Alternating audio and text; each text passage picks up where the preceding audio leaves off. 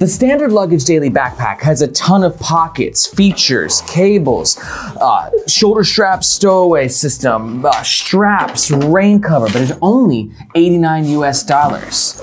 Why? We're about to get to the bottom of this.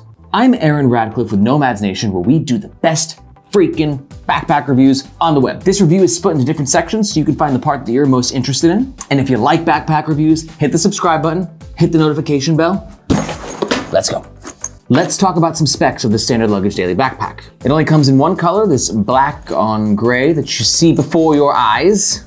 The capacity is 18 liters. The weight comes in at 2.2 lbs. And the price, arguably the most interesting selling point of this backpack, comes in somewhere between 80 to 100 USD, depends on the day.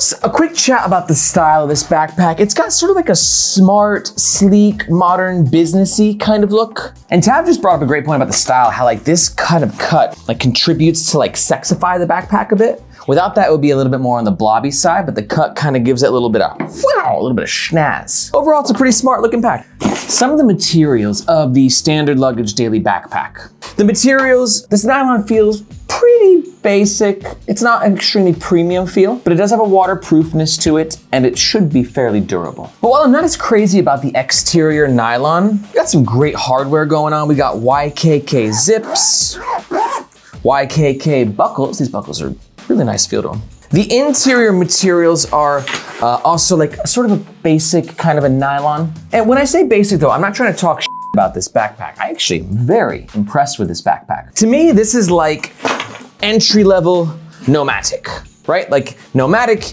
you're paying $250 for a backpack with incredible engineering and organization and materials. But if you want the organization and the dope ass features, that's why you get something like Standard Luggage. It ain't $250 like Nomadic, it's 80 to 100 US. But the biggest compromise is going to be the materials. So overall, the materials are fine for the price point. All right, next up, let's talk about the comfort of the Standard Luggage Daily backpack. The comfort is exactly where it should be. Yet again, not as high of quality materials as like a more premium backpack from like Air or Boundary Supply. We got some nice padding on the back panel and a decent gap for ventilation as well. But mine's got like this crease right here, which does kind of dig into my spine a little bit sometimes. You can kind of like flatten it out, but it kind of pops in and pops out, but it's actually fairly comfortable. Same thing with the shoulder straps, nice little padding, nice little ventilation for airflow. A big improvement to like a sort of basic JanSport backpack, that's for sure. All right, let's dig into this bad boy. Front of the backpack, obviously got the sleek look, and we got two pockets. Pocket number one, this guy. Quick access. I went the wrong way. This way. Basic pocket, nothing else inside. Great spot for things like sunglasses, maybe a flask of tequila. This is also a weatherproof zipper, so if you have more valuable gear in there, it's less likely to get wet. Now let's jump into the front compartment, which is not protected with a waterproof zipper, keep that in mind. Start with this panel right here. We've got two pockets. They're both mesh. Mesh is great because then you can actually see what is inside the pocket, because I always forget where I put everything. The mesh itself doesn't feel super high quality, but overall these are nice to have for organization. On the flip side, we've got a couple of smaller pockets and one large pocket right here. As you can see, this large pocket is big enough to fit a tablet. And then we got smaller pocket pen holders. This is great for like the creative type. Like, oh my God, I've been struck by my own genius, brilliant idea. This is also the perfect location for a portable battery because Standard Luggage supplies a very cool feature with a connecting cable. And you can connect your cable into your battery, turn that effer on, and then right here, we actually have an outlet of sorts, and you go ahead, plug the cable in there. We have life! Battery, charging. Pretty cool. So it's like you want to wear your bag, you want to charge your phone, but you don't want to have to like carry the charger in your pocket, so you just kind of do one of these. This is actually the first backpack I've ever reviewed that has this, and it's pretty sweet. If you're a live streamer, you will love that feature. Overall, this entire front compartment, pretty basic in terms of the materials, but if you're the type of person who likes to organize your gear and have a little place for every little thing that you're carrying, this front compartment's pretty awesome. All right, next up, middle. We'll start with this guy right here. Pretty hidden pocket, which is nice because it's actually RFID safe. Moving up, we got a top handle, real basic stuff. webbing, like sort of like a seatbelt webbing, a little bit of foam padding, pretty standard. Side handle here, I feel the same way about this handle as I do with that handle. Charger, talked about you. These loops, one here, we'll get to those a little bit later. On the other side, a very smart looking water bottle holder. I like water bottle solutions that have this zip.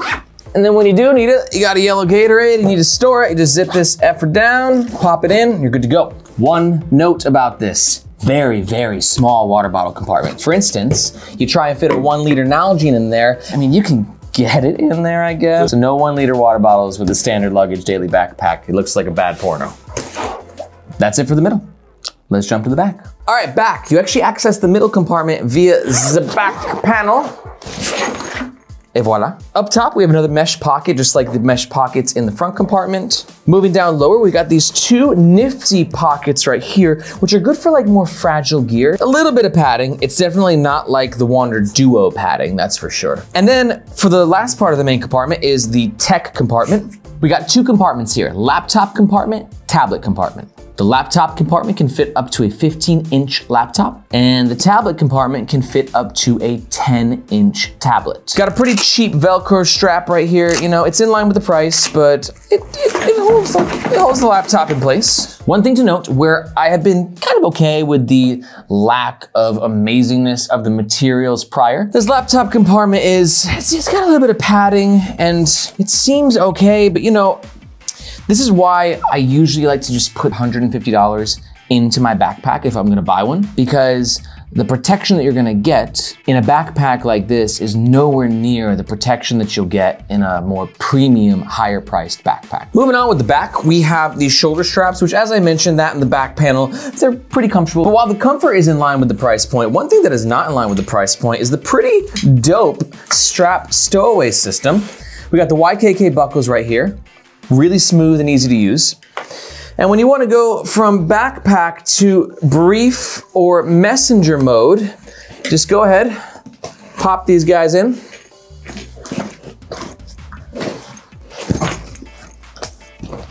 Zip it on up. And boom, sleek, sexy, briefcase. Let's talk about briefcase in messenger mode. Brief mode works pretty well with the entire shape. I'd actually say this is one of the cooler brief mode backpacks I've ever seen. It works better than Nomadic does, that's for sure. It's clean and it just looks right. Same thing with messenger mode. The Standard Luggage Daily backpack actually comes with this guy. So when you want to go into messenger mode, you just pop it onto these 2 aluminum buckles we talked about earlier. And then kaboom, you're in messenger mode. Not too shabby. And messenger mode is quite comfortable because the padding on this shoulder strap right here has a nice gel sort of feel to it. Really comfortable. When I was wearing this backpack around for about a week, I actually found myself wearing it in messenger mode more than I did backpack mode. So I went to brief, carried it like this, messenger mode, popped it in like this, then you can go like old school messenger mode, you know? And what's nice is that you can actually stow away the buckles on the bottom as well for a completely clean and seamless experience. This type of engineering is not typical for a backpack under $100 US. Moving on, we got a luggage pass-through holder right there. And last but not least, on the bottom right here, we've got a little pocket. Now, it comes with the raincoat in there. You're walking around with your EDC, it's a rainy ass day. It's like, oh no, what am I to do? And it doesn't cover the backpack in its entirety. It's more like a protective cocoon. And then yeah, pretty sweet. All right, so let's just chat about some pros and some cons of the Standard Luggage Daily backpack. Pro number 1, awesome engineering for the price point. Even not for the price point. It's just a really, it's a really well crafted bag. Like, this thing has got some dope freaking features. Pro number 2 is going to be the awesomeness, going from messenger to brief to backpack. And what's quite cool is that lots of other backpacks try to do this, but usually one version is awesome, one's okay, and one sucks. But I genuinely think that the Standard Luggage Daily backpack works just as well as a messenger, as it does as a briefcase, as it does as a backpack. A big point, as Tab just pointed out, is that this handle is perfectly centered, so it's a great brief experience because of that. And pro number 3, it's gonna be this front pocket right here. Lots of cool organization. Without being over-engineered, it's tight. But on the flip side, let's chat about some cons.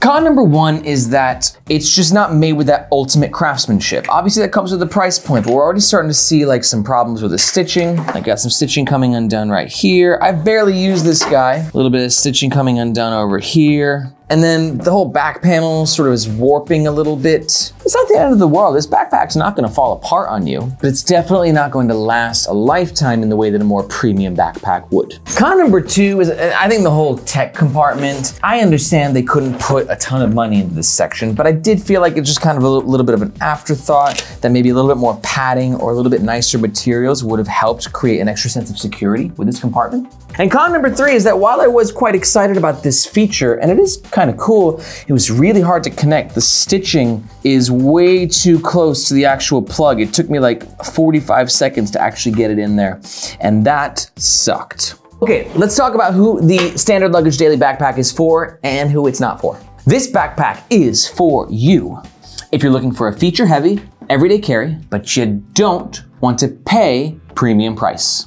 It's a very specific backpack. It's if you want those things, because if you want to spend more money, you get a Air or a Nomadic, and if you want to spend less money, you have to get a JanSport. But if you're looking to drop $100 and get a pretty dope EDC with a bunch of cool features, this is one of the best options I've reviewed.